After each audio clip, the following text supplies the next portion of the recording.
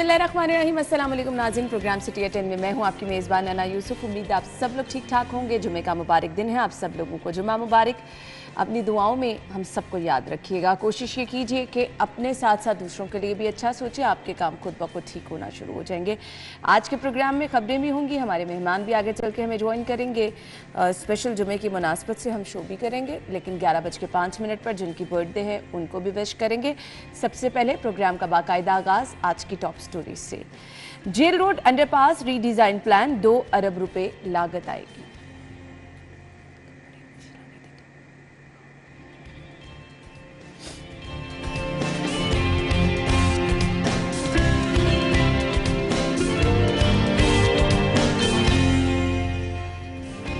हर फर्द के लिए पीने का साफ पानी, वजीर आला का फिल्ट्रेशन प्लांट 15 रोज में चालू करने का हुक्म।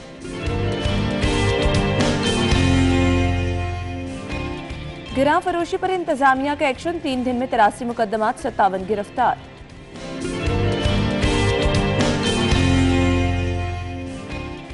और मैट्रिक और इंटरमीडिएट की नई पॉलिसी, तहरीरी और प्रैक्टिकल इम्तिहान में 33 नंबर लेने वाला पास।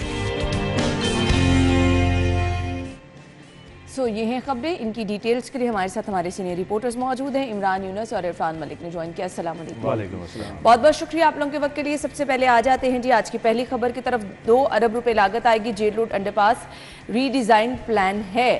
इसको दोबारा से डिज़ाइन करने की ज़रूरत क्यों महसूस हो रही है? क्या इसमें सुकम था, या क्या इसमें रुकावट थी, या क्या इसमें वो गलती थी जिसको अब ठीक किया जाएगा, उससे बेहतरी क्या आएगी? और सेकेंडली मुझे ऐसे लगता है जो अभी मंसूबे चल रहे हैं, अगर वो कंप्लीट करके हम इनकी तरफ आएँ तो ज़्यादा बेहतर नहीं होगा? इमरान, आपसे आगाज़ करें। देखिए ना, शहर के जो तामीराती और तरक्याती इदारे हैं, वो जो प्रोजेक्ट बनाते हैं या इंट्रोड्यूस करवाते हैं, उनमें से बेशतर प्रोजेक्ट्स, अब मैं बेशतर का वर्ड जो है वो यूज़ करूँगा, बेशतर प्रोजेक्ट्स ऐसे होते हैं जिनको जब ये शुरू करते हैं तो काम के दौरान इन्हें याद आता है कि या तो इस प्रोजेक्ट की ज़रूरत नहीं थी, या इस प्रोजेक्ट को इस तरह नहीं किसी और तरीके से होना चाहिए था। ऐसी कई मिसालें जो हैं वो हमारे सामने आई हैं। अगर हम जेल रोड अंडरपास के हवाले से बात करें तो जो कैनाल रोड का मंसूबा था, जेल रोड अंडरपास जो है वो इसमें बाद में शामिल हुआ। अब आप देखें कि जेल रोड अंडरपास जब बाद में शामिल हुआ तो इन्होंने किया क्या कि वहाँ पर जो है वो अंडरपास बना दिया। जब इन्होंने बनाया तब ही इनको ये मालूम था कि ये यहाँ नहीं बनना चाहिए था। चूँकि ट्रैफिक कवानीन के मुताबिक हमेशा जो है या फास्ट लेन रूल के मुताबिक अगर हम बात करें तो हमेशा जो फास्ट लेन एक्सट्रीम राइट पर होती है, अंडरपासेस जो है वो हमेशा उसी में आते हैं, ताकि ट्रैफिक जो आप ठोकर से शुरू हो जाएं और अगर आप जेलों तक चले जाएं तो आपको राइट साइड पर ही नहर के साथ, चूँकि हमारी ट्रैफिक जो है रूल्स के मुताबिक जो फास्ट लेन है वो हमेशा एक्सट्रीम राइट पर होती है और स्लो लेन जो है वो लेफ़्ट पर होती है। तो इन्होंने क्या किया कि अंडरपास जो फास्ट लेन पे बनना था वो स्लो लेन की तरफ बना दिया।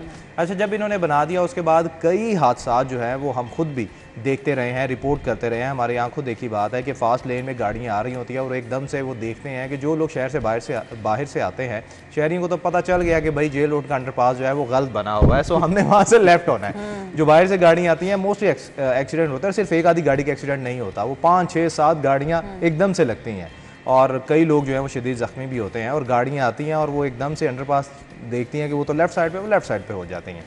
ये प्रोजेक्ट जो है इसकी रीडिज़ाइनिंग के हवाले से कई बार जो है ये प्लान पेश किए गए हुकूमतों को, लेकिन ये प्रोजेक्ट जो है वो नहीं बन सका। क्यों? चूँकि हमेशा उज़र ये पेश किया जाता रहा कि जी जेल रोड ऐसी रोड है कि हम उसको बंद नहीं कर सकते ज़्यादा अरसे के लिए। और अगर जेल रोड के अंडरपास के हवाले से बात करें, जब इसका तामीराती या तरक्याती काम या रीडिज़ाइन के हवाले से काम शुरू होगा ना तो इनको कैनाल रोड बंद करना पड़ेगी। ये प्रोजेक्ट ऐसा है, क्योंकि एक तरफ तो आपने उसको ख़त्म करना है अंडरपास को, और दूसरी तरफ आपने खुदाई शुरू करनी है नए अंडरपास की। तो ये दोनों चीज़ें जो है पैरेलल चलेंगी, तो इसको रोड जो है वो बंद करना पड़ेगा। लेकिन इसी वजह से ये प्रोजेक्ट जो है वो डिले होता रहा। अब जो है वो निगरान हुकूमत जो है वो खुद भी इसमें उसका भी एम्फसिस था कि इसको ठीक होना चाहिए था, एक सिमेट्री में होना चाहिए था। अब इसलिए दोबारा जो है इसका प्लान जो है वो वज़ीर आला की जानिब से खुद मंगवाया गया कि भाई इसको लाएं, इसको भी ठीक करें जहाँ पर बाकी काम हो रहे हैं। सही। इरफान, ना इसमें एक और चीज़ मैं ऐड करना चाहूँगा। ये वाहिद प्रोजेक्ट था जो चौधरी परवेज़ लाई जब वज़ीर आला पंजाब थे तो उनकी जानिब से ये बनाया गया था, और उन्होंने ये वाहिद अंडरपास बनाया था जो उल्टा बना दिया गया था। इससे पहले कोई अंडरपास नहीं था जो उन्होंने बनाया हो, और ये उन्होंने ही पहला अंडरपास बनाया जो उल्टा बन गया। उसके बाद जैसे इमरान ने बात की कि हमारे यहाँ पे रूल्स क्योंकि ऐसे हैं, क्योंकि हम यहाँ पे राइट हैंड ड्राइव जो है वो उसको ज़्यादा यूज़ किया जाता है, और इसी वजह से तमाम गाड़ियाँ राइट हैंड ड्राइव करती हैं। और इसी बिना के ऊपर तमाम जो हाई स्पीड लेन है वो एक्सट्रीम राइट के ऊपर होती है, और दूसरी जो है वो एक्सट्रीम लेफ्ट के ऊपर होती है। और उसके अंदर आप देखिए जितने भी कट होंगे वो आपको राइट साइड के ऊपर नज़र आएंगे। जितने भी आपने यू टर्न लेने हैं वो आपको राइट साइड पे नज़र आएंगे। कोई नहीं ऐसा होगा कि आप उसको लेफ्ट साइड से टर्न लें और उसके बाद ब्रिज के ज़रिए, जैसा कि आपको एक एग्जांपल मिलती है एक्सट्रीम लेफ्ट के ऊपर जो यू टर्न है वो है रावी के ऊपर, रावी ब्रिज के ऊपर। रावी ब्रिज आप क्रॉस करें तो लेफ्ट एक्सट्रीम लेफ्ट लेकर आप यू टर्न ले सकते हैं। लेकिन यहाँ पे क्योंकि ये इश्यूज काफ़ी अरसे से चल रहे थे, ट्रैफिक हादसा की जैसे बात हुई, तो लाहौर में मैं आपको बताऊँ 36 ऐसे कट्स हैं, 36 ऐसे पॉइंट्स हैं जो नाकस इंजीनियरिंग की वजह से वहाँ पे हादसा रूनुमा होते हैं। आप अपना फिरोजपुर रोड अगर देखा जाए, फिरोजपुर रोड वो ऐसा रोड है जहाँ पे ऐसे बेशुमार पॉइंट्स हैं, और चीनी इंजीनियर जहाँ पे जब उनको लाया गया था ट्रैफिक मैनेजमेंट के लिए, तो उन्होंने आके इन तमाम जो पॉइंट्स थे उनकी जो है वो निशानदेही की, और उन्होंने बताया कि यहाँ पे रोड इंजीनियरिंग जो है वो नाकस होने की वजह से एक तो आपके हादसा बढ़ते हैं, दूसरा ट्रैफिक का फ़्लो जो है वो काफ़ी मुतासर होता है। और जेल रोड की अगर बात की जाए तो यहाँ पे भी आप देखें थ्रू आउट जो है आप उसमें 100 की स्पीड के ऊपर आप ट्रैवल कर सकते हैं, लेकिन जब आप जेल रोड के ऊपर आते हैं तो वहाँ पे स्पीड जो है वो 30-40 के करीब आ जाती है, और 20 पे भी आपको करना पड़ता है, 20 पे भी। और उसकी मेजर जो इशू है वो यही है कि एक्सट्रीम लेफ्ट के ऊपर जो पुल दे दिया गया है, और वही बात है कि वज़ीर आला पंजाब का इसके ऊपर काफ़ी कंसर्न था। उन्होंने इस हवाले से जो है इक़दाम करने शुरू कर दिए हैं, और इसका प्लान जो है वो किया जा रहा है कि जब ये अंडरपास बनाया जाएगा तो उसमें आपको जो है कनाल मुकम्मल बंद नहीं होगी, कनाल का एक जो है वो उसको वहाँ पे भी बॉटलनेक बनेगा, ट्रैफिक जो है वो इश्यूज तो होंगे, लेकिन उसके साथ साथ जब ये बन जाएगा तो उसके बाद ये मामला। लेकिन ओवरऑल देखें ना, अगर इरफान 3-4 मंसूबे शहर में ऐसे बड़े चल रहे हैं, यहाँ जेल रोड, फिर सबनाबाद, फिर आप ये देखें यहाँ पे अकबर चौक, ट्रैफिक किस तरह कंट्रोल होगी, ये तो बहुत बड़ा चैलेंज है। अना अल्लाह का शुक्र अदा करें कि ये निगरान हुकूमत, ये जो 6 प्रोजेक्ट शुरू हुए हैं ना, अगर ये निगरान हुकूमत रही और इसके दौरान जो जो प्रोजेक्ट मुकम्मल हो गए, ये निगरान हुकूमत गई ना, वो प्रोजेक्ट यहाँ तो बंद कर दिए जाएंगे, या फिर उनको ये कहा जाएगा जो मैंने पहले बात कही जी इनकी तो जरूरत ही नहीं थी, जैसा कि माजी में होता रहा है। दूसरी में इरफान ये देखें कि ये सबको नजर आता है कि ये इंजीनियरिंग फॉल्ट है। शहर में और भी कई ऐसे प्रोजेक्ट हैं जिसमें इंजीनियरिंग फॉल्ट आपको नजर आता है। दूसरी तरफ आप वो समनाबाद मोड़ वाला प्रोजेक्ट ले लें, उसमें भी कई आपको नकायज जो है वो नजर आते हैं। अच्छा, मुझे समझ नहीं लगती कि ठीक है आप ये तो इदारे खुद मानते हैं कि इंजीनियरिंग फॉल्ट है, लेकिन भाई इनके खिलाफ कार्रवाई क्या, ये जो लाखों की तनख्वाहें लेते रहे हैं अफसरान जिन्होंने ये प्लान बनाए हैं, उनकी तनख्वाहें आप काटेंगे कि भाई आप लोगों ने एक तो बड़ा अरबों रुपया जो है वो जाया कर दिया, अब वो सारा कहाँ से जाएगा, वो आवाम से जो टैक्स कलेक्शन होती है वही पैसा लगेगा ना। ये 2 अरब कौन सा है, ये वही है ना जो गवर्नमेंट जो है इनको देगी इस प्रोजेक्ट के लिए, और वो पैसा कहाँ से आता है, अवाम का आता है ना।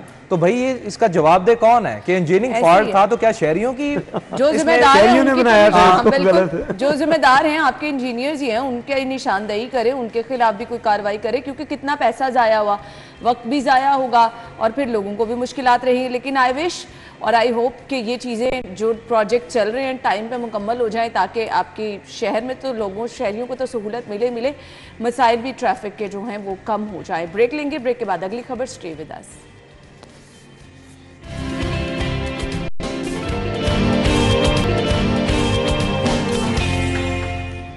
Welcome back. और हर फर्द के लिए पीने का साफ पानी, वज़ीर आला का फिल्ट्रेशन प्लांट 15 रोज़ में चालू करने का हुक्म। आई मस्ट से कि बहुत अच्छा और बहुत बड़ा इकदाम उठाया जा रहा है। हम लोग जितने डॉक्टर साहिबान को अपने शो में मदऊ करते हैं, बीमारियां फैलने की, हेपेटाइटिस फैलने की सबसे बड़ी वजह साफ पानी की अदम फराहमी है। टैप वाटर इस काबिल नहीं है, लेकिन अब क्या करें लोग, हर कोई पैसों से पानी खरीद कर नहीं पी सकता। उस पर ऑप्शन ये रह जाती थी, जो कि डॉक्टर्स भी रिकमेंड करते हैं कि आप पानी बॉयल करके पिए। लेकिन सवाल ये पैदा होता था, जो इतना पैसा लगा के वाटर फिल्ट्रेशन प्लांट लगाए गए हैं शहर में, जिनकी टूटियां गायब हैं, जिन पर आप देखें कि जानवर, कुत्ते वहां पर आपको अक्सर बैठे हुए नजर आते हैं, और उसको आपने गंदगी की अमाजगाह बना रखा है, जंग लगे हुए हैं, वहां पर लोग कूड़ा फेंक के जा रहे हैं। सो ये सीएम साहब की जानिब से मेरे ख्याल से बहुत बड़ा इकदाम उठाया गया। इरफान, अना, पहले तो मैं कहूँगा कि अगर ये इकदाम उठाया गया तो ज़मान पार्क के बाहर एक वाटर फिल्ट्रेशन प्लांट है जो अरसा दराज से बंद कर दिया गया सिक्योरिटी की बना के ऊपर के यहाँ पे लोग इकट्ठे होते हैं, पहले उसको तो चलवाएं। सही। फिर दूसरा अगर बात की जाए तो ये वाकई एक बहुत बड़ा इशू है। लाहौर में जितना भी वासा का सीवरेज लाइन है वो बोसीदा हो चुकी है, वो एक्सपायर हो चुकी है। बहुत जगहों पर इचरा के रिहायशी हैं, 2-3 और इलाके मेरे जहन में नहीं आ रहे। लोग कहते हैं पानी की बोतल्स पकड़ के एहतजाज करते हैं, सीवरेज मिला पानी आ रहा है। उसकी वही वजह ना कि उसमें जो वासा के पाइपलाइन है वो अरसा दराज पहले डाले गए थे और उसमें भी अब 20 से 25 साल गुजर चुके हैं। सीमेंट के पाइप थे, वो सीमेंट के पाइप आपको पता है उसकी जो मियाद है वो 5 से 10 साल के करीब है। वो 5 से 10 साल के बाद वो जगह जगह से टूट जाते हैं। और हमारा यहाँ पे सबसे एक बड़ा इशू ये है कि जहाँ पे हमारी वासा की लाइन जो पानी की लाइन चल रही होती है उसी के साथ हमारी सीवरेज की लाइन जो है वो भी चल रही होती है। जब उसमें वाटर फिल्ट्रेशन की जो वाटर की जो पाइपलाइन है उसके अंदर किसी जगह पे लीकेज होगी या उसके अंदर लीकेज होगी सीवरेज के पाइपलाइन में तो वो पानी मिक्स हो जाएगा और उसी बिना के ऊपर जो घरों के अंदर गंदा पानी आता है और बीमारियां जो फैल रही हैं, ये रीजन है कि हर दूसरा बंदा बीमार है। यही वजह है। और पानी उबाल के पीने के भी इश्यूज लोगों को आ रहे हैं कि गैस इतनी महंगी हो चुकी है, कैसे बॉयल करें। फिर दूसरा ये वाटर फिल्ट्रेशन प्लांट जो थे ये आपको पता है ये पिछले 4-5 साल पहले इनका जो है वो इनको लगाया गया था, लेकिन उसके बाद जब ये हुकूमतें तब्दील हुई और हुकूमतों ने इसके ऊपर जो इसकी मेंटेनेंस के ऊपर पैसा नहीं लगाया, इसी बिना के ऊपर लाहौर के जो 80% के करीब वाटर फिल्ट्रेशन प्लांट है ये ख़राब हो चुके हैं। इनमें गंदा पानी है लेकिन क्योंकि लोग मजबूर हैं और किसी जगह से पानी ले नहीं सकते। इरफान, ये आप उसी हुकूमत की बात कर रहे हैं ना कि जिसका दावा था कि हेल्थ और एजुकेशन, अब ये साफ पानी जो है ये हेल्थ में ही आता है ना। देखिए साफ पानी वही प्रोजेक्ट था जिसमें गवर्नर पंजाब जो थे उनकी तरफ से एक बड़ा इनिशिएटिव सरवर ने इस पे खासा काम किया, लेकिन वो काम जो है वो पाया तकमील तक नहीं पहुंच चुका। ये एक सोचा गया था कि हर घर में साफ पानी पहुंचेगा, लेकिन वो कहाँ पहुंचा, कोई भी नहीं पहुंचा। हर घर में अब गंदा पानी मिल रहा है। अच्छा, आप अवाम को भी देखें ना इरफान, अना माजरत के साथ सबसे पहले मैं बात करूंगा, हमारी सारी अवाम की बात नहीं करता, कुछ परसेंटेज हमारी अवाम की ऐसी है जो कि इंतहाई कमीनी है। क्या करती हैं, वाटर फिल्ट्रेशन प्लांट के टूटियाँ जो हैं वो उतार के ले जाते हैं। वो खुदा का खौफ खाएं, वटएवर, वो बेचारे नशे के आदी होते हैं या चोर होते हैं या आदतन मजबूर होते हैं, जो भी है। एक फैक्टर ये है जो कि वासा अपनी रिपोर्ट देता है कि जी हमारे वाटर फिल्ट्रेशन प्लांट के साथ ये होता है, ठीक है, इस चीज़ को साइड पे रखें। अब दूसरी तरफ अगर आप फैक्ट एंड फिगर्स पे आ जाएं, लाहौर में तकरीबन कोई 958 के करीब जो है वो वाटर फिल्ट्रेशन प्लांट्स हैं। इस पे मैंने भी बड़ी स्टोरीज कर रखी हैं। दुर्नियाब ने कल ये जो रिपोर्ट सूबाई हुकूमत की भिजवाई है उसमें ये बयान किया गया है कि 309 के करीब प्लांट जो है ना वो तो बंद है। 309 वाटर फिल्ट्रेशन प्लांट जो है वो बंद है। एक तो अल्लाह के हुक्म से आपने पानी इतना महंगा कर दिया है। फिल्टर्ड पानी जो है, मिनरल वाटर जो है वो बाजार में आपको 60 रुपए का 1.5 लीटर या 80 रुपए का 1.5 लीटर मिलता है, ठीक है। और ये कंपनीज जो है ये मेरे ख्याल से 50 पैसे या 75 पैसे फी लीटर उससे लेती, वासा से लेती हैं और आगे ये बेचती हैं 50 रुपए। अच्छा, 309 वाटर फिल्ट्रेशन प्लांट बंद है और बाकी जो 648 है उनका कोई पुरसाने हाल नहीं है। अब आप ये देखिए, ये वाटर फिल्ट्रेशन प्लांट जब भी हुकूमतों ने लगाए हैं, इनकी देखभाल की जिम्मेदारी ना मुखय्यर हज़रात ने उठाई है। निगरान हुकूमत के हवाले से हम बात करें, निगरान वज़ीर आला मोहसिन नकवी साहब के हवाले से अगर बात करें, ये जो मुखय्यर हज़रात हैं या बिजनेस कम्युनिटी है, इनका इन पर बहुत ज़्यादा एतमाद है। ये हमने देखा है, ये हमने देखा है। अब आप ये देखें कि जो कल आपके जो तर्जुमान है उन्होंने कल ये जो बयानात जारी किए, उन्होंने कहा कि भाई अब ये जो वाटर फिल्ट्रेशन प्लांट जो है ना ये हम मुखय्यर हज़रात के ताउन से चलाएंगे और चलाकर दिखाएंगे और ये वाकई ये चलेंगे भी और चलेंगे भी। आप ये अपना जना हॉस्पिटल देख लें, आप अपना PIC देख लें, सर्विसेज देख लें, जर्नल देख लें, अगर इनकी हालत जो है वो बेहतर है, इसमें नई बिल्डिंगें बनी हैं, ये किससे बनी है? मुखय्यर हज़रात से ही बनी है ना, ये लोग आगे आए। अब मुझे खुशी इस बात की है कि चलो यार अल्लाह करके सुनी तो गई, हुकूमतों ने इस तरफ ध्यान नहीं दिया। मुखय्यर हज़रात जब इसमें शामिल होंगे तो no doubt water filtration plant जो है वो दोबारा हमें चलते हुए नजर आएंगे। अभी भी लाहौर में आप देख लें एक मखसूस टाइम है जिसके तहत वाटर फिल्ट्रेशन प्लांट जो है वो 5-5 घंटे के लिए सिर्फ चलाए जाते हैं, बाकी बंद रहते हैं। और वो भी अगर वहाँ पर 8 पॉइंट्स जो हैं वो मौजूद हैं, 8 पॉइंट्स मतलब 8 नल लगे हुए हैं जिससे पानी आता है, उसमें से आधे तो खराब आधे खराब हैं, और वो जो खराब है उनको कोई उतार के ले जाता है और वास्ता दोबारा में ठीक भी नहीं करता। ऐसे ही है, ऐसे ये फॉलो अप की जरूरत होती है ना, क्योंकि अगर आप इस पे काम करेंगे तो इसको आप कंटिन्यूस एक प्रोसेस रखेंगे, वहाँ पे चेक एंड बैलेंस रखेंगे तभी पॉसिबल। लेकिन ओवरऑल ये एक अच्छा इकदाम उठाया जा रहा है। हम गुफ्तगू का सिलसिला आगे बढ़ाएंगे, एक ब्रेक के बाद ज्वाइन करेंगे।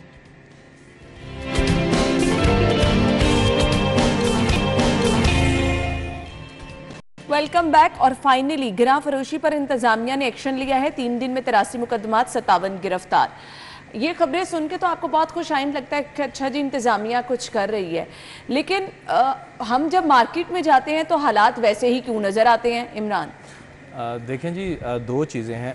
ये बसाम सुल्तान ने जो खबर दी है, गिरा फरोशी के दौरान जो कार्रवाइयाँ हुई हैं, इसमें एक कार्रवाई जो है मतलब 83 मुकदमात अगर दर्ज हुए हैं तो ये इसका मतलब काम तो हुआ है। चलें अल्लाह अल्लाह करके, हम अक्सर मजिस्ट्रेट्स की बात कर रहे होते हैं, बुध के रोज़ भी आप और हम जो है वो डिस्कस कर रहे थे मजिस्ट्रेट्स की कार्रवाई की, ये कार्रवाई कैसे करते हैं कि आगे इन्होंने बंदे रखे होते हैं और वो उनकी बुनियाद पे जो है वो, चलो अच्छी बात है बाहर तो निकले और थोड़ा काम तो किया, कुछ ज़्यादा नहीं तो कम से कम जिसके खिलाफ इन्होंने मुकदमा करवाया है, जिसको जुर्माना किया है, कम से कम वो शहरियों को कम से कम 2 दिन तो रिलीफ देगा ना। 2 दिन तो वो जो है वो जायद चीज़ें जो है वो नहीं बेचेगा सरकारी नरखों से।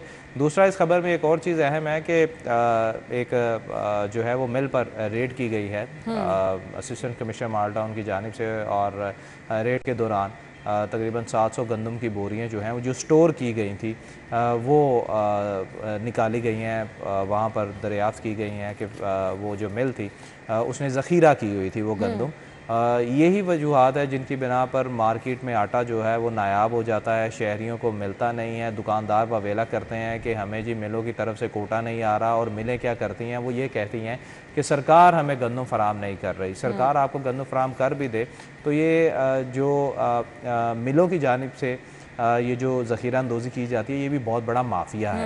ये क्या करते हैं, ये जानबूझकर हालात जो हैं वो ख़राब करते हैं, और फिर होता क्या है कि महंगे दामों आटा या गंदम जो है वो बेची जाती है, फिर चोकर भी महंगा होता है, फ़ाइन भी महंगा होता है, क्योंकि गंदम से ये सारी चीज़ें निकलनी है, और फिर ये दोनों हाथों से कमाई करते हैं, जो कि ये ज़्यादती करते हैं। स्पेशली रमज़ान मुबारक में ये सूरत हाल जो है वो देखने में सामने आती है। बिल्कुल ऐसे ही है। लेकिन अब क्या अवाम ऐसे माफिया के रहमो करम पर रहेगी?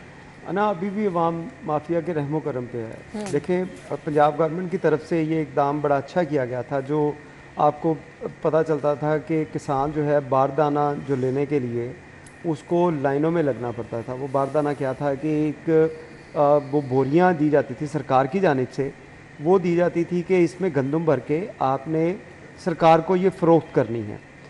अच्छा, उसके लिए भी लोगों को काफ़ी मुश्किलात का सामना करना पड़ता था, लेकिन इस दफ़ा पंजाब गवर्नमेंट ने ये बड़ा अच्छा स्टेप लिया कि जहाँ जहाँ पे भी गंदम की उनको उम्मीद थी कि यहाँ से गंदम जो है वो यहाँ पे सेल परचेज़ होगी, वहाँ पे उन्होंने फौरी तौर पे उन खेतों में, उन थ्रेशर्स में, उन मिलों में उन्होंने वहाँ पे बारदाने की बोरियाँ जो हैं वो वहाँ पे पहुँचा दी।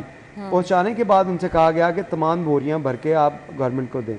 लेकिन इसके साथ एक दूसरा अगर हम पहलू देखें तो लाहौर में ही अगर हम बात करें तो लाहौर में एक बहुत बड़ी आबादी ऐसी है जो गंदम ख़रीद कर उसका आटा पिसवाती है चक्की से, उसको इस्तेमाल करती है, क्योंकि जो फ़ाइन आटा है वो शायद इस काबिल नहीं, वो लोग समझते हैं कि उसको खाया जाए, उसके उसमें कुछ होता नहीं है। सारी चीज़ें तो उससे निकाल ली जाती है, प्योरीफाई करने के बाद उसको सिर्फ वो फ़रोख्त किया जाता है। इसी वजह से वो गंदम जो है, गंदम अभी अगर शहर में बात की जाए तो 40 जो जिसकी कीमत सरकारी कीमत 3900 रुपये रखी गई थी, वो इस वक्त 4800 के करीब जो है वो फ़रोख्त हो रही है, और ये एक बहुत बड़ा इजाफा है। अभी अप्रैल देखे, अप्रैल अभी हमारा ख़त्म हुआ, अप्रैल के मिड में हमारी कटाइयाँ शुरू हुई लाहौर में, खसूसी तौर पे लाहौर के साथ साथ जितना भी एरिया है, अप्रैल के मिड में इसकी कटाई शुरू हुई।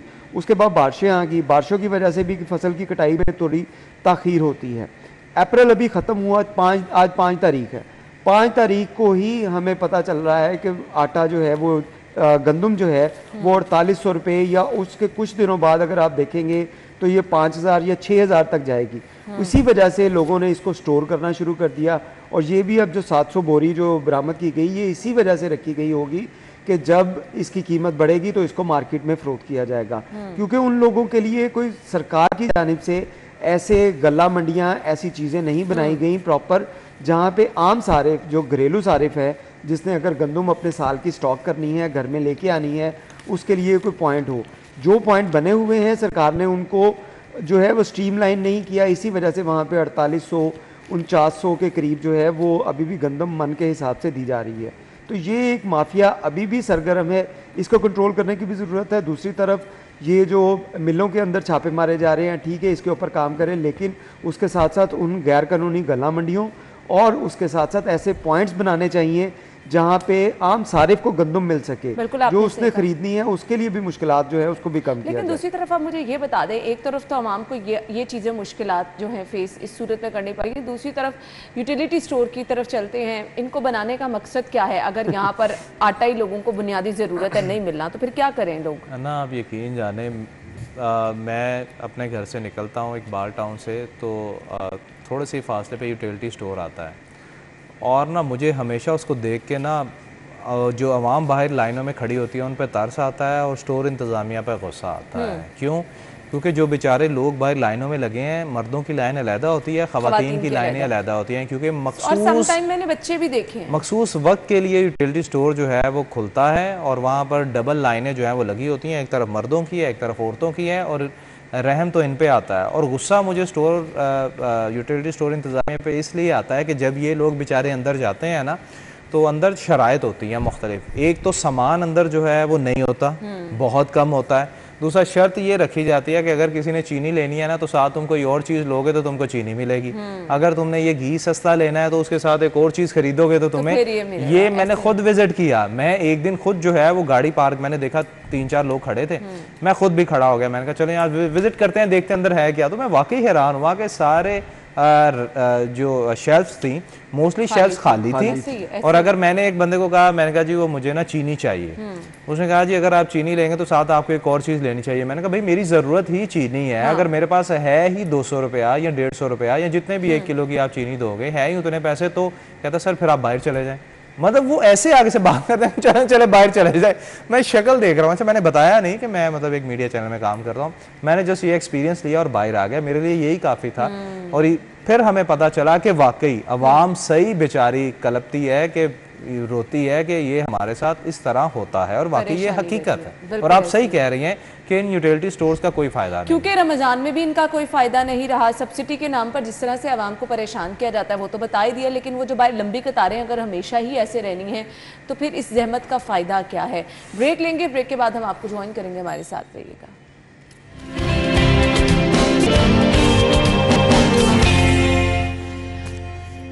Welcome back once again. तहरीरी और प्रैक्टिकल इम्तिहान में 33 नंबर लेने वाला पास होगा। मैट्रिक और इंटरमीडिएट की नई पॉलिसी जो है वो अब सामने आई है। इससे कबल जी क्या था मैं आपको वो भी बता दूं। साबिका पॉलिसी के तहत थ्योरी में 100% नंबर होने के बावजूद प्रैक्टिकल में फेल होने वाले तलबा को फेल कर दिया जाता था। ये वैसे ज़्यादती थी, लेकिन इरफान ने गिला था, पता नहीं अब ख्वाहिश का इजहार किया। ब्रेक में वो क्या थी ज़रा आप खुद ही बता दें। है ना, बात यही थी कि 33 नंबर जो थे ये तो चले वापस इस पॉलिसी पे आ गए, लेकिन मैं बात यही कर रहा था कि हम अपने दौर हमारे टाइम में किसी के हमारे टाइम में इतने नंबर तो हम सोचते भी नहीं थे। बिल्कुल अगर हमने 1100 में से 600 से कुछ ऊपर नंबर ले लिए तो उसमें हम छलांगे मारते थे कि बड़े नंबर ले लिए। और वाकई ऐसा कोई मेरे ख्याल से स्टूडेंट, बहुत ब्राइट स्टूडेंट भी थे आपके, उर्दू, इस्लामियात, मुतालिया पाकिस्तान, कभी पूरे नंबर नहीं आए थे। 100 नंबर तो सवाल ही नहीं पैदा होता, सोच ही नहीं सकता था कोई, लिखाई के नंबर कट जाते थे। यहाँ पे तो हालात ये थे कि हमने तो 1100 में से 1100 नंबर भी, और इसको इरफान हम अपने एजुकेशन सिस्टम की तबाही कह सकते हैं ना। ये बहुत बड़ी तबाही है। देखिए रट्टा सिस्टम, ये लोगों को, बच्चों को तालीम नहीं दे रहे, ये बच्चों का हाफजा बस तेज कर रहे हैं कि जो लिखा है जैसे लिखा है वैसे ही पढ़ते जाए, कोई पढ़ाया नहीं जा रहा। हमारे एजुकेशन सिस्टम की तबाही इसी चीज़ के ऊपर मुनहसर है कि हमने बच्चों को तालीम नहीं दी, हमने बच्चों को सिर्फ रट्टा दिया है। पूरी दुनिया के अंदर बच्चों को स्टडी जो है वो करवाई जाती है प्रैक्टिकल के तौर के ऊपर, उनसे जो थीसिस करवाए जाते हैं। हमारे यहाँ पे हम रिसर्च जो वर्क है, हम रिसर्च वर्क वो हैं जो हमने देखा किसी ने अगर किया उसको कॉपी कर तो लिया, खत्म हो गया हमने ना, खुद रिसर्च रिसर्च तो खत्म हो कभी गई की नहीं। यही एक बेसिक वजह है कि हमारे यहाँ तालीम का जो म्यार है, पूरी दुनिया के अंदर हमारी डिग्रीज जो हैं उसको वैलिड नहीं समझा जाता, उसके ऊपर जो एतराज़ात उठाए जाते हैं।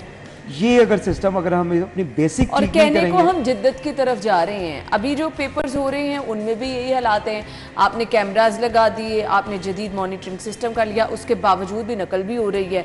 सो आप स्टूडेंट्स का मुस्तकबिल तबाह कर रहे हैं। देखिए ना, दो तीन चीज़ें हैं।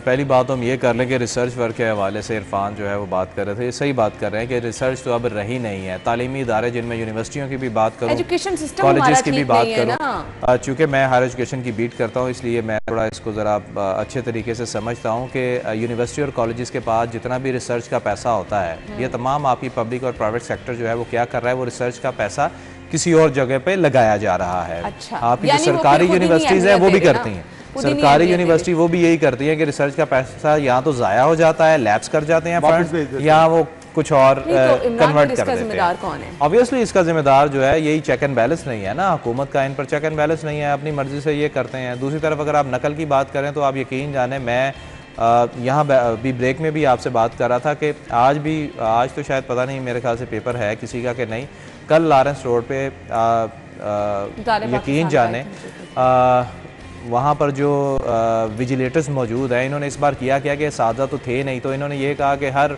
दूसरे तीसरे बंदे को ऐड देकर ये कहा कि जी अगर आपने निगरानी करनी है तो आएँ, आपको डेली वेजेस पे हम जो है वो करवाएंगे। निगरानी करने वाले अच्छा, ये शिकायत मौसूल हुई हैं कि वो 500 हज़ार रुपया लेकर नकल भी करवा रहे हैं। और कल लॉरेंस रोड पे एक झगड़ा भी हुआ है विजिलेटर्स के दरमियान कि दो ग्रुप से उन्होंने एक टीचर के साथ झगड़ा हुआ है, और टीचर तो नहीं था, वो निगरान था। क्या हुआ कि उसको कह रहे थे कि भाई तुम भी जो है वो आओ पैसे लो और वो करवाओ। उसने कहा जी मैं नहीं करवाऊंगा, इस बच्चे को नकल करवाओ। उसने कहा नहीं करवाएंगे। इस पे हाथापाई हुई है, कपड़े फटे हैं बाकायदा। लॉरेंस रोड की बात है, एम ब्लॉक की। मैं ये भी बता रहा हूँ कि वहाँ पर मौजूद जो बच्चे थे उन्होंने कल जो है मुझे ये बात बताई है। अगर तीसरी बात आ जाए हम ये प्रैक्टिकल वाली बात पे, तो ये बहुत बड़ा एहसान किया गया है बच्चों के ऊपर।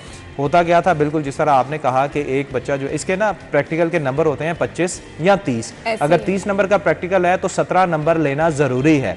अगर आपके 17 नंबर नहीं आए तो अगर आपने जो आपका थ्योरी है उसमें अगर 70 में से आपने 65 नंबर लिए हैं ना तो आप फेल हो जाएंगे। अगर आप प्रैक्टिकल में फेल हो गए हैं तो आप उसमें भी फेल हो जाएंगे। तो फिर देखा ये गया था, नॉर्मली होता क्या था कि टीचर्स जो है वो क्या करते थे कि अगर किसी बच्चे पर गुस्सा था या किसी बात पे गुस्सा हो जाते तो उसको प्रैक्टिकल में फेल कर दिया जाता था। 2 नंबर दे दिए जाते थे या 0 नंबर दे दिया जाता था, तो वो बच्चा बेचारा फेल हो जाता था। इट मीन्स वो अगले साल जो है उसका साल ज़ाया हो जाता था।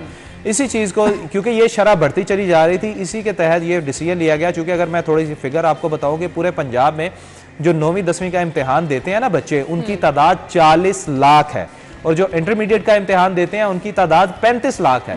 सिर्फ लाहौर के हवाले से बात करें, लाहौर में 5 लाख बच्चे मैट्रिक का इम्तिहान देते हैं, और इंटर का इम्तिहान जो है वो तकरीबन कोई 3.25 लाख बच्चे जो है वो इंटर का देते हैं। और इसमें ज्यादातर रेशो जो है फेल होने वाले बच्चों की वो थी जो थ्योरी में जिनके नंबर जो हैं वो तकरीबन 90% थे, और प्रैक्टिकल में वो बेचारे 0 थे। ओवरऑल स्टूडेंट्स के लिए अच्छा इकदाम उठाया गया। थैंक यू सो मच, आप लोगों के वक्त का शुक्रिया। नाज़रीन, हेडलाइंस के बाद हम आएंगे।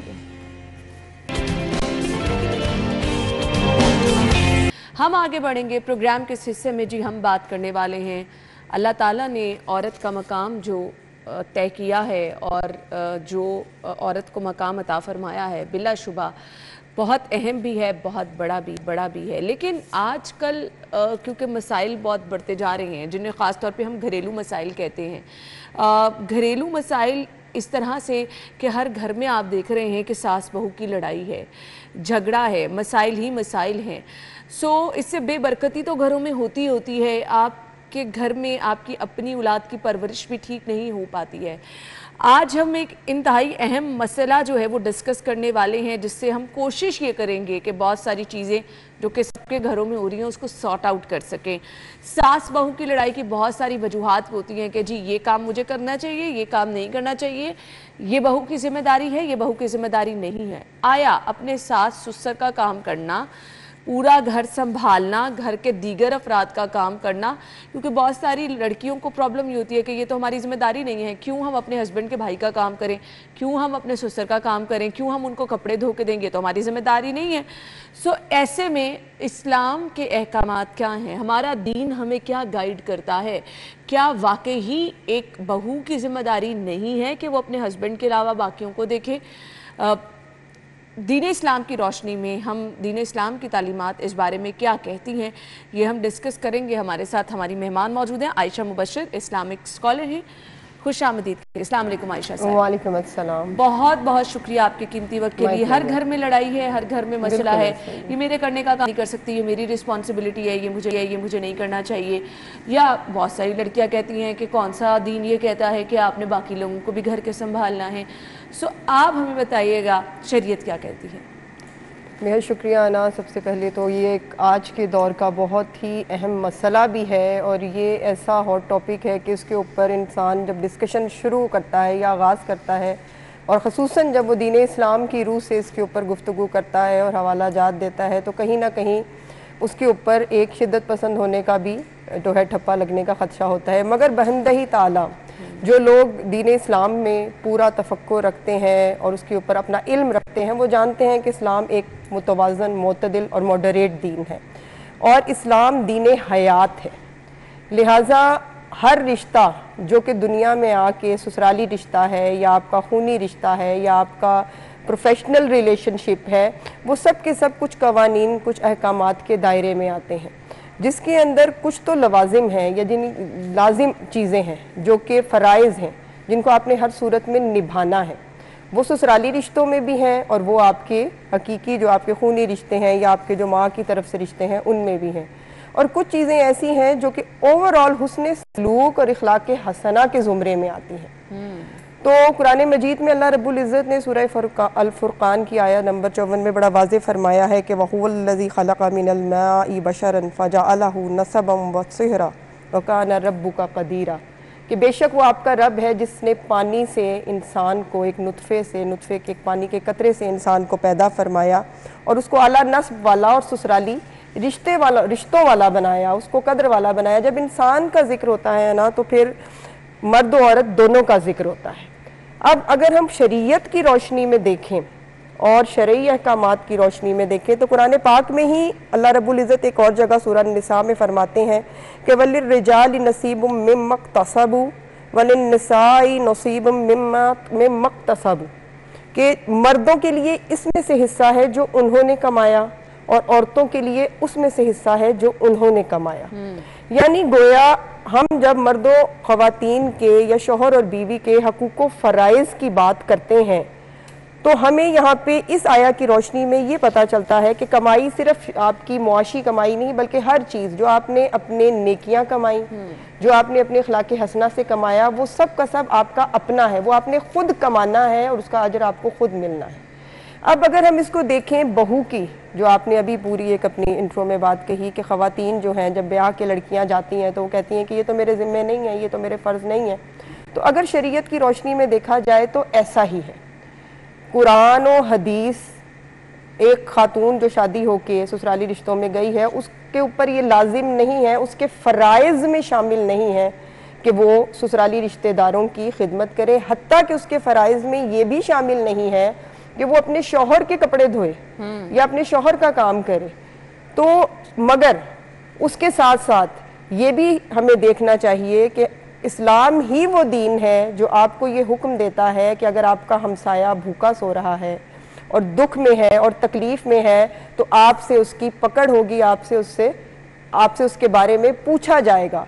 कुरान में और हदीस में और उम्महातुल मोमिनीन के उसवा से ही हमें ये दर्स मिलता है कि उनके दर पे आने वाला कोई फ़कीर भी खाली हाथ या कोई सवाली भी खाली हाथ नहीं जाता था और वो दुख सुनने वाली और दुखों को बांटने वाली थी। तो गोया अल्लाह रब्बुल इज़्ज़त ने मर्दों औरत के अंदर, मर्दों ख़वातीन के अंदर, बीवी और शौहर के अंदर जो हकूक़ फ़राइज़ का तवाज़ुन रखा है और ससुराली रिश्तों के अंदर जो हकूक़ फ़राइज़ का तवाज़ुन रखा है, वो दर हकीकत उसके बहुत सारे बेनिफिट्स हैं। और बच्चियों को ये चीज़ समझनी चाहिए कि आज आप बतौर बीवी या बतौर बहू एक घर में गई हैं, वहाँ पे आपकी नंदे भी हैं, आपके देवर भी हैं, आपके बूढ़े सास ससुर भी हैं, और आपका शौहर जो कि बुनियादी तौर पर आपका जिम्मेदार है, आपके अखराजात का जिम्मेदार है, आपके नानो नफ़का का जिम्मेदार है, आपकी हिफाजत का जिम्मेदार है, आपका मुंतजिम है, आपकी देखभाल करने वाला है। यानी अल्लाह रब्बुल इज़्ज़त ने शौहर को बीवी की हर ज़रूरत पूरी करने के लिए मुकल्लफ कर दिया है, जिम्मेदार करार दे दिया है।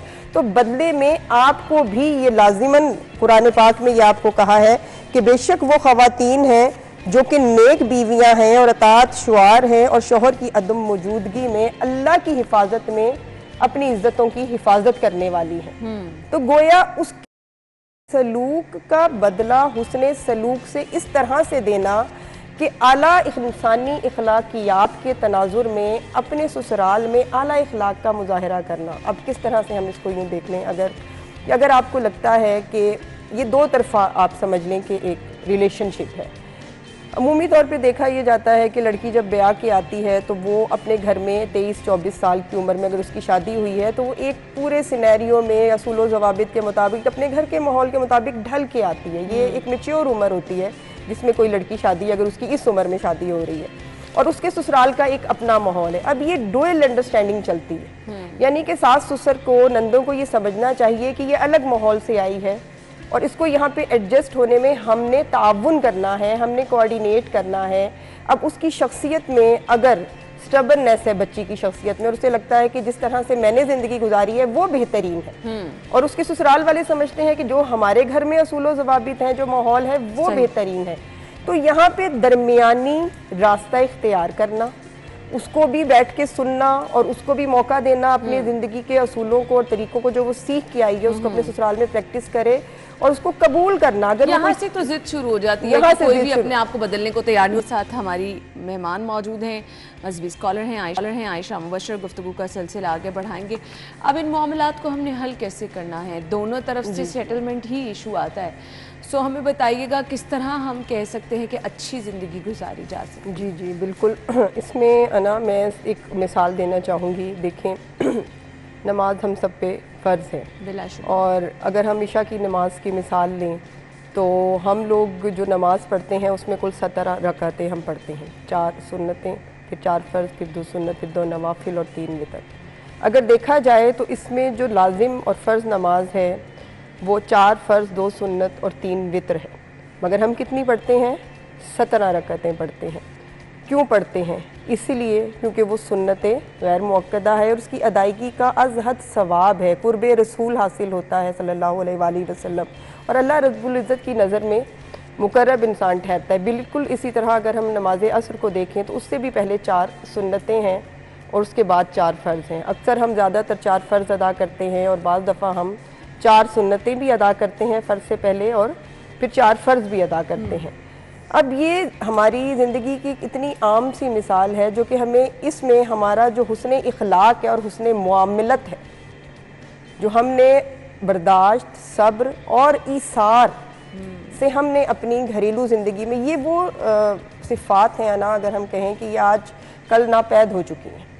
इंसान नफ्सा नफ्सी में मुब्तला है, खुद परस्ती में मुब्तला है, अपने मेरे हकूक़ ये हैं ये तो उसे पता है, मेरे फ़राइज़ क्या हैं उसके अंदर वो 2 + 2 + 4 का कायल है, मगर जब वो सामने वाले फरीक से तलब कर रहा है तो वो चाहता है 2 + 2 22 हो। तो ये जो एक अदम तवाज़ुन है हमारी मांग में और हमारी रसद में, ठीक, यानी फ़राइज़ की अदायगी में और हकूक़ की तलबी में, इसको तवाज़ुन में लाना होगा। सही। अब हम यहाँ से आपको मिसाल देते हैं। सबसे पहले तो जैसे मैंने वक्फे से पहले एक बात की कि अगर एक लड़की 23-24 साल की उम्र में एक शख्सियत में ढल के आपके घर में आई है तो उस वक़्त घर में जो लोग रह रहे हैं उनकी ये ज़िम्मेदारी है कि उसको अपने घर के मुताबिक एडजस्ट होने के लिए वक्त दें। ये बात हमेशा याद रखें कि रिश्ते कायम तो दिनों में हो जाते हैं, पर रिश्तों को निभाने के लिए उम्रें चाहिए होती हैं, एफ़र्ट्स चाहिए होती हैं। तो वो एफ़र्ट कहीं ना कहीं पहले, उम्मीद हमारे मशरकी मुआशरे में ये की जाती है कि जो लड़की ब्याह के आई है उसने ज़्यादा एफ़र्ट पुट कर दिए हैं और 95% वही एफ़र्ट पुट कर रही होती है, मगर इस्लाम जो हमें आइडियल सिचुएशन देता है उसमें एफ़र्ट दोनों जानिब से पुट होती है, दोनों तरफ से मामलात अच्छे और बेहतर होते हैं। अब अगर हम आएँ बहू के किरदार के ऊपर, अगर आपका शौहर जॉब कर रहे हैं और आप हाउस वाइफ हैं अब आपके शौहर का फ़र्ज़ है अपने माँ बाप की खिदमत करना और उनकी हर ज़रूरत का ख्याल रखना, मगर अगर वो सुबह से शाम तक बाहर है, सास को कोई आर्जा लाहिक है, वो शुगर की, ब्लड प्रेशर की, किसी भी मर्ज़ में मुब्तला है, उसकी दवाई की टाइमिंग्स हैं, वो हिम्मत व ताकत नहीं पाती, और आप अगर ये कहें कि मेरा फ़र्ज़ नहीं है, तो मेरा ख्याल है आप कहीं ना कहीं इंसानियत के ज़ुमरे से भी गिर जाती हैं। आप कहीं ना कहीं खुद गर्जी की उस नहज पे पहुंच जाती हैं जो कि शायद कहीं इब्लीसियत के साथ मुमासलत हो जाती है आपकी। तो यहाँ पे हमें खुद अपना जायज़ा लेना है कि अगर दीन ने हमें, अगर ये हम पे फ़र्ज़ नहीं किया, तो क्या सुन्नतें अदा करना, क्या नवाफिल अदा करना हमारे बातिन के हुस्न को बढ़ाने के लिए, अल्लाह रब्बुल इज़्ज़त और उसके रसूल के साथ कुर्ब को बढ़ाने के लिए लाजमी नहीं है। तो अगर वो उठी है सुबह नाश्ता बनाने, तो अगर वो सास के पास भी चली जाए कि अम्मी जी आपने क्या खाना है, मैं आपको बना दूँ, अबू जी आपने क्या खाना है, मैं आपको बना दूँ।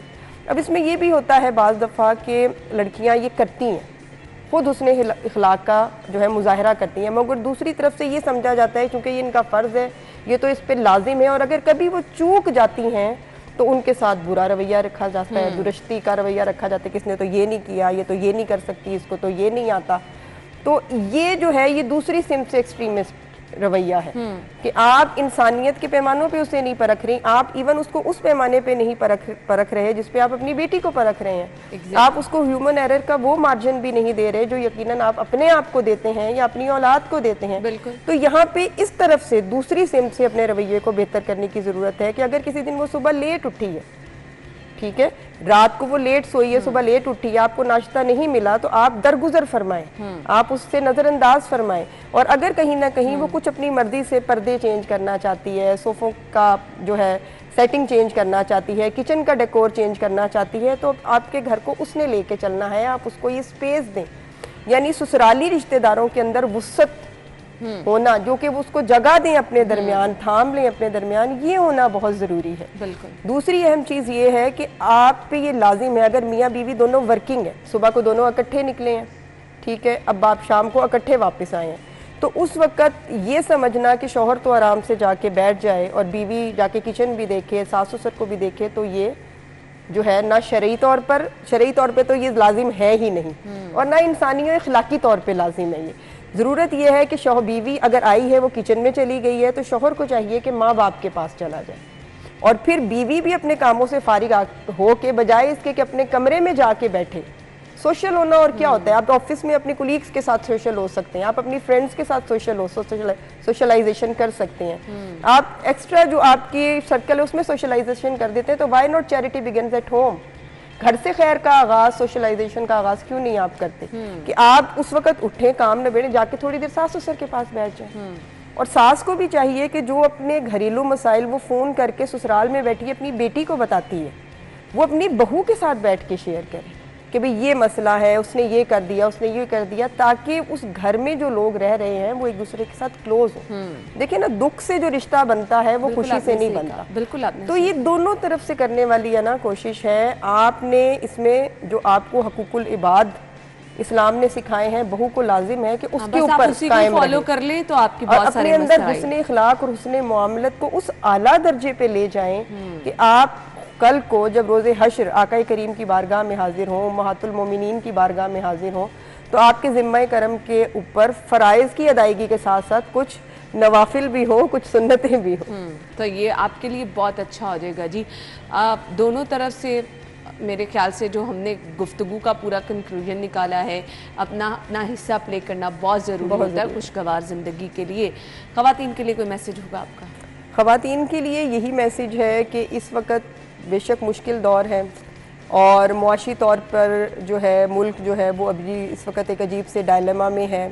आपके घरों में बजट के प्रॉब्लम्स हैं, तंगियां हैं, मसले हैं, हायरार्कीज़ बदल चुकी हैं, हमारी कदरें बदल चुकी हैं, आपकी प्रायोरिटीज़ बदल चुकी हैं। तो ख़ुद को, मेरा तमाम ख़वातीन को ये मैसेज है, ख़ुद को अपनी उन आला दुर्गाने ख़वातीन जो हैं, जो आपकी ख़वातीन मुक़द्दसा हैं, उम्महातुल मोमिनीन हैं, सैयदा कायनात सैयदा फ़ातिमा ज़हरा रदी अल्लाह ताला अन्हा हैं, अहले बैत अतहार की शहज़ादियाँ हैं, उन सब से असर नौ उनके उसवा से जोड़ने की ज़रूरत है।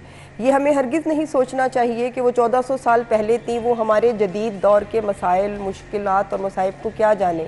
अगर आप उनकी हयात तैयबा का मुतालिया करें तो उनको इससे बढ़ के मुश्किलात थी, इससे बढ़ के मसाइब थे, और वो आसाइशात जो आपके घरों में आपको हासिल है उनको वो भी हासिल नहीं थी, मगर वो अपने शोहरों के साथ भी खड़ी थी, अपने बेटों के साथ भी खड़ी थी, और अपने जो एक्सटेंडेड उनके जो रिलेशंस थे उनके साथ भी उनका हुस्न सलूक का मुआमला था।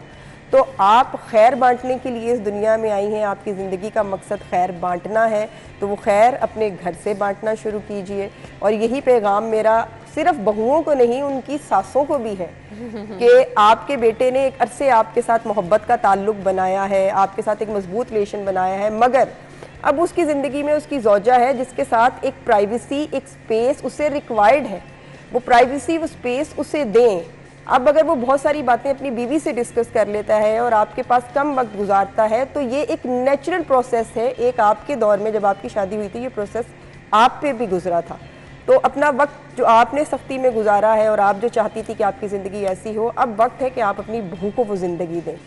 तो यही मेरा पैगाम है, फॉर्मूला है कि अच्छी जिंदगी भी आप अच्छी जिंदगी आप गुजारें, कि अपना वक्त कभी ना भूलें। बिल्कुल बिल्कुल, बहुत शुक्रिया आयशा साहब आपके कीमती वक्त के लिए। नाज़रीन, हम चलेंगे एक ब्रेक की तरफ, ज्वाइन करेंगे आपको एक ब्रेक के बाद। बस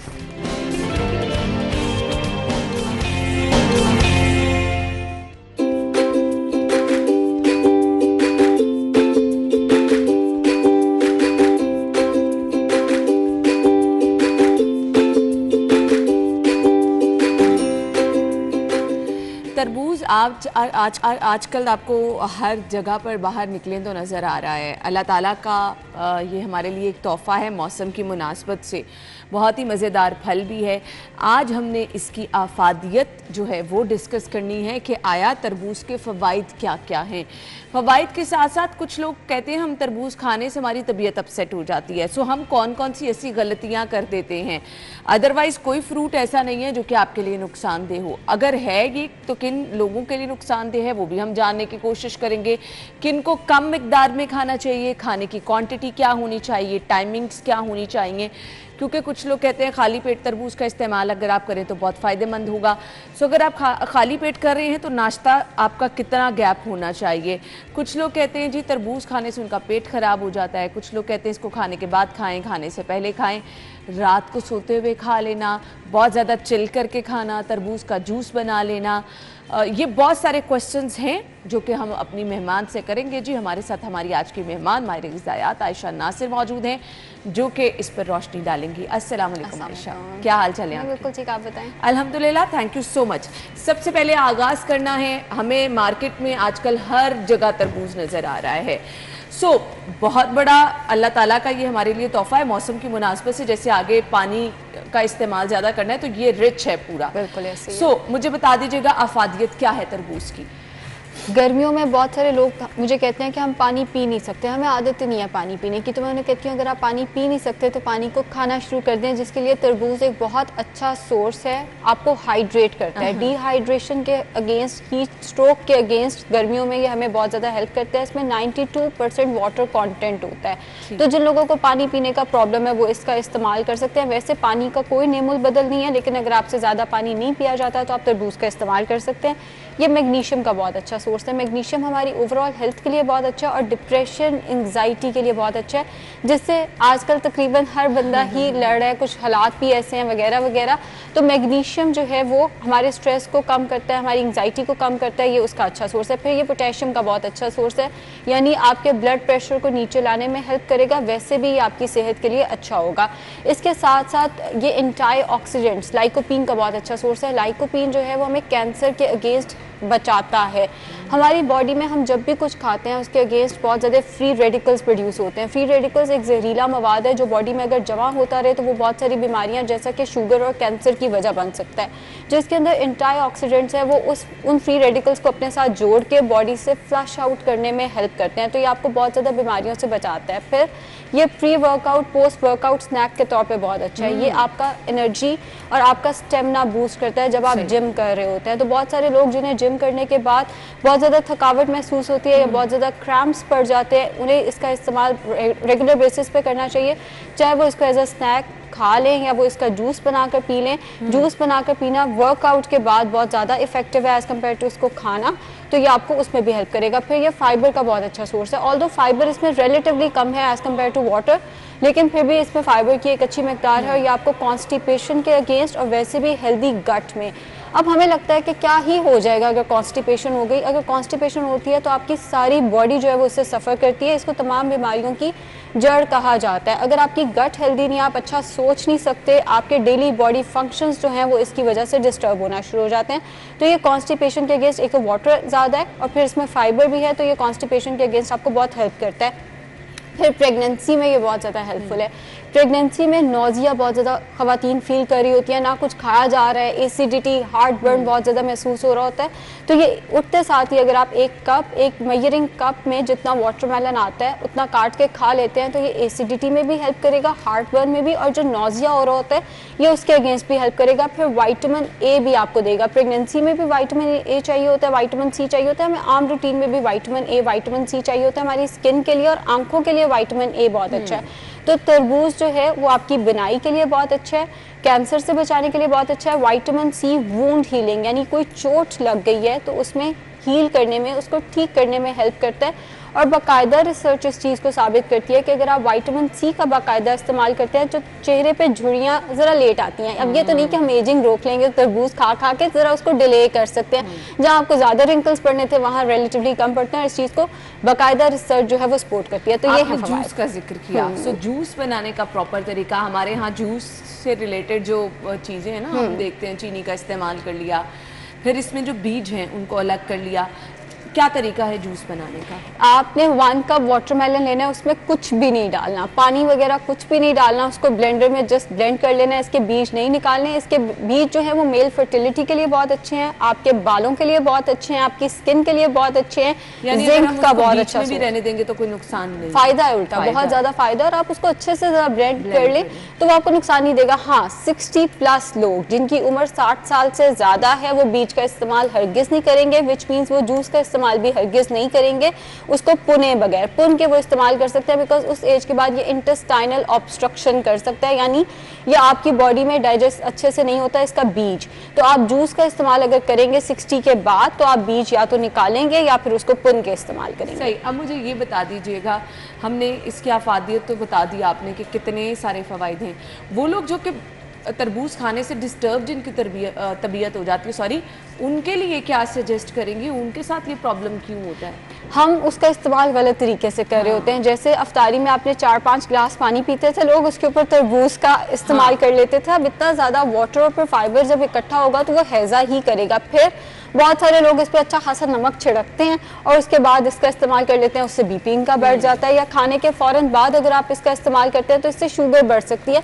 मुझे आपको कुछ नहीं कहेगा, लेकिन जो शुगर का पेशेंट है, जो बीपी का पेशेंट है, जिसको IBS है, जिसका पेट अक्सर ख़राब रहता है, उसने बड़ी एहतियात से ऐसे पेशेंट ने इसका इस्तेमाल करना है, बड़े इसके टाइमिंग्स को देख के। यानी अगर आपने पानी पिया हुआ है तो IBS के पेशेंट इसका इस्तेमाल ना करे, कोई आधे घंटे का 40 मिनट का वक्फा दे, 40 मिनट के वक्फे के बाद आप तरबूज खाएं। अगर आपको शुगर या कोई इस तरह का मसला है तो आप स्नैक के तौर पे, यानी नाश्ते या दोपहर के खाने के दरमियान में और दोपहर के खाने या रात के खाने के दरमियान में 4 से 5 बजे आप इसका इस्तेमाल करें। और बीपी का मसला है तो इसके ऊपर कम से कम नमक तो मत छिड़के, उसका अपना जायका बहुत अच्छा। जो आयशा खुला तरबूज हमें बाहर से मिलता है, लोग आते जाते खा लेते हैं, वो फ़ायदा पहुंचाने के बजाय हम देखते हैं लोगों की तबीयत ज़्यादा ख़राब हो जाती है, समटाइम हैज़े का सबब बनती है। सो उसके लिए आप क्या रिकमेंड करें? देखिए, हाइजीन तो हर चीज़ की बहुत ज़्यादा इंपॉर्टेंट है। साफ़ सुथरी चीज़ खाएंगे तो बचे रहेंगे। अब होता ही है जो तरबूज कटा हुआ पड़ा है उस पर मक्खियाँ भी बैठ रही हैं, पास से गाड़ियाँ गुजर रही हैं, धुआं भी उड़ रहा है, साथ में मिट्टी भी उड़ रही है, फिर थोड़ी देर बाद उस पर छींटे भी मार दिए जाते हैं पानी के, तो वो कीचड़ बना हुआ जो तरबूज हम खाते हैं वो ज़रा सेहत के लिए नुकसानदेह हो जाता है। बेहतर ये है कि आप तरबूज घर पे लाके उसको खुद काट के खाएं। वो हमें होता है ना कि पता नहीं हमारा तरबूज मीठा निकलेगा कि नहीं निकलेगा, तो उस वजह से हम लोग जो है वो बड़ी उधर से खड़े होके या तो उसको कटवा के ले आते हैं तो या वहीं पे खड़े होके खाने लग जाते हैं। आया तरबूज का इस्तेमाल किसी के लिए नुकसानदेह भी है, छोटी एज के बच्चों के लिए या बड़ों के लिए? कुछ छोटी एज के बच्चे या बड़े, एक तो वही बात कि पानी के साथ इसका इस्तेमाल नहीं करना, फिर बीज का इन्हें इस्तेमाल ना कराएं। बीज बड़ी एहतियात से रिमूव करके बच्चों को दिया जाए, बड़ों को भी 60 साल की उम्र से बड़े लोगों को भी बीज निकाल के दिया जाए। जूस दे रहे हैं तो उसका भी बीज रिमूव करना चाहिए, इंटेस्टाइनल ऑब्स्ट्रक्शन कर सकता है बच्चों और बड़ों के केस। सही। सो ये रिकमेंडेशन है। वाकई इसके इतने सारे फ़वायदे हैं, ज़रूर इसका इस्तेमाल करें और हमें फ़ीडबैक देते रहें। Thank you so much Ayesha, आपके वक्त का बहुत बहुत शुक्रिया।